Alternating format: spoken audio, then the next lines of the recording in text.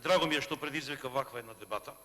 Господине премиер, еднаш овде од оваа говорница, кога ви поставив едни незгодни прашања, вие излеговте и ми рековте дека јас сум доаѓал кај вас, сум барал пари и сум бил коцкар. Сега ве прашувам, ако ова истото обвинителство на чело со Катица Јанева поднесеше обвинение против вас, вакво, какво што е сега, што ќе кажевте од оваа говорница вие? Дали ќе го прифатевте како што го браните, или на големи тапани ќе објавевте дека тоа е криминално? Тоа е една работа. Втора работа.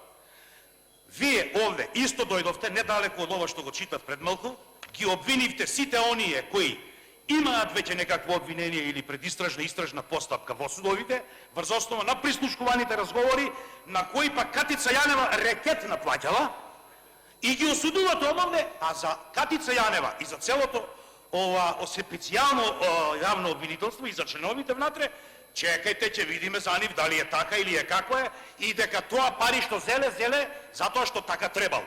Не требало така, господине Заев. Не. Што испорачале? Испорачаа катастрофален правен систем. Луѓето немаат доверба во институциите.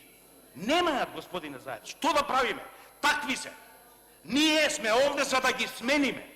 Ние овде дискутираме не за да се навредуваме, да добиеме правна држава како што треба, а не со Катица Јанева. Не со 72.000 евра земена плата и уште 157.000 евра за чување и заштитување на тајни податоци. Срамно е.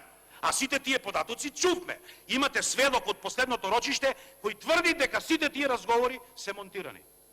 Пазете сега, вие зборувате дека тие разговори се ова. На ел чека разговорите вистински ли се? Немојте ли се мова. Значи, премиер сте. Ние можеме да разговараме овде и да се надмудруваме. Затоа и ви реков, гордост е да се зборува, уште поголема е да се слуша. Но на ваков начин да може да излезете и пред јавноста вака да тврдите, тоа не. Таму има луѓе, 1000 или не знам колку и повеќе, пута 3, ставете ги со се фамилии, огромна бројка е. За да може Катица Јанева со целото нејзино незаконско и криминално работење да ги навредува на суд вака како што им прави.